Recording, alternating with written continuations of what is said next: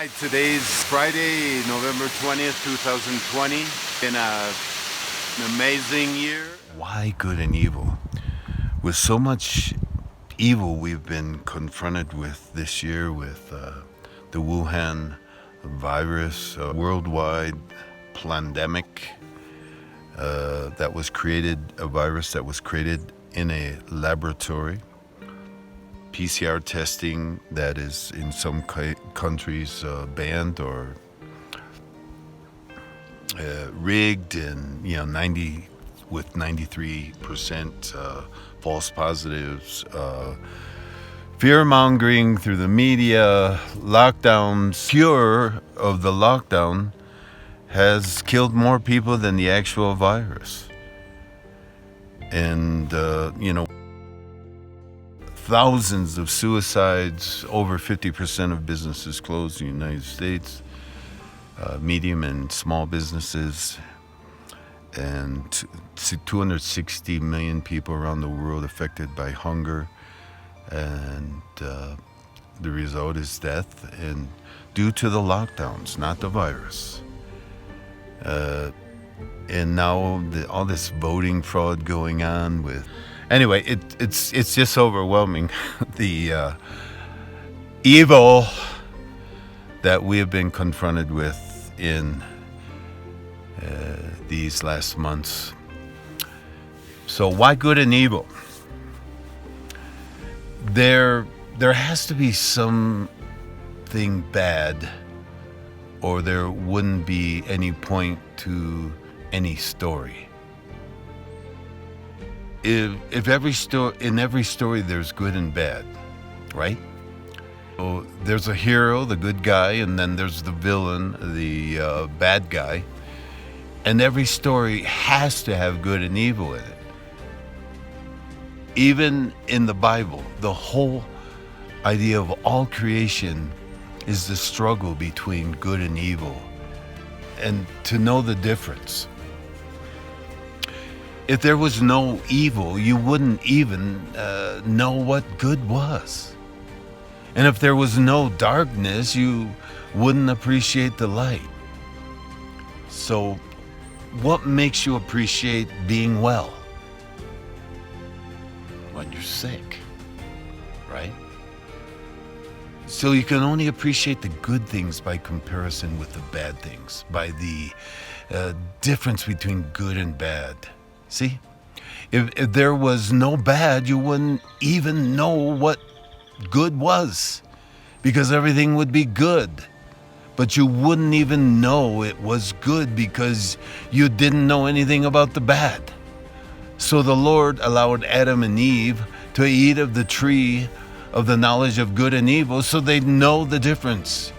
He knew they'd do it. And they weren't supposed to, but he let them. He had to let them taste and see what evil was. And then they'd appreciate the good. So if it weren't for bad people, you wouldn't appreciate your nice family and all the good people you live with and associate with. But when you see how bad the world is, how wicked they are, and how awful they are, then you realize how good the good people are. There always has to be a little bit of evil to make you appreciate the good. And if you didn't have a few troubles, you wouldn't thank the Lord for all the good things. If you didn't have a few little problems, you wouldn't appreciate the solutions. If you didn't have the devil, we wouldn't appreciate God and Jesus. There has to be evil in order to understand good and know the difference. So until the Lord created this great illustration or experiment on earth to show the whole universe and all the angels and everyone the difference between good and evil, they didn't know the difference. Nothing was evil. There wasn't anything bad. Everything was very good. Good creation, good sun, good moon, stars, planets, good world. Everything was wonderful. If you read in Genesis chapter 1, verse 31, it says, "And God saw everything that he had made, and behold, it was very good."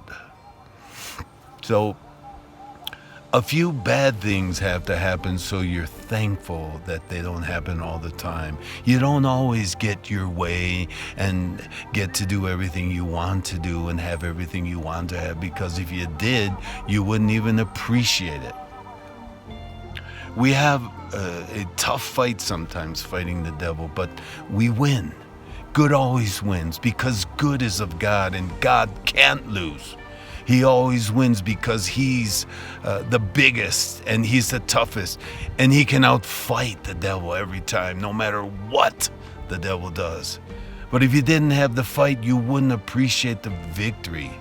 And if you didn't have a battle, you wouldn't even appreciate the winning. Without a trial, there's no triumph. Without a battle, there's no victory. And without a test, there's no testimony.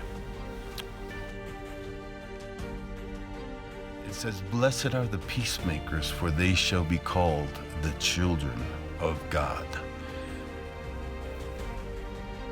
Peacemakers with who? Make peace with the enemy? Make peace with the devil? Peace with the liars? Peace with the deceivers?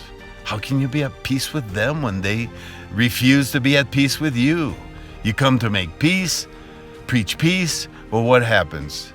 They're for war. You cannot make peace with those who want war. Who then can you make peace with? Peace with God and peace with the peacemakers. Peace with those who want peace. As the angels sang, "Peace on earth toward men of good will." You can't have peace with men of evil will.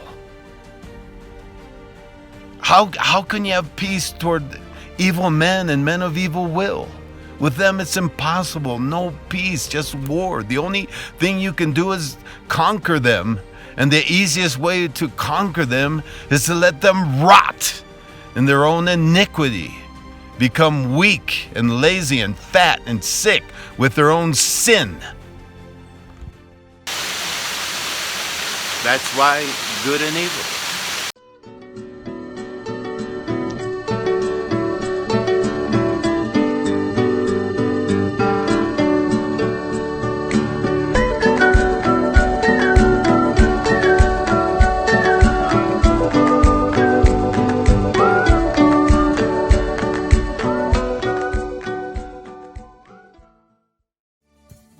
So seek first the kingdom of God, and he will give you all these things that you need. Words from the mountain of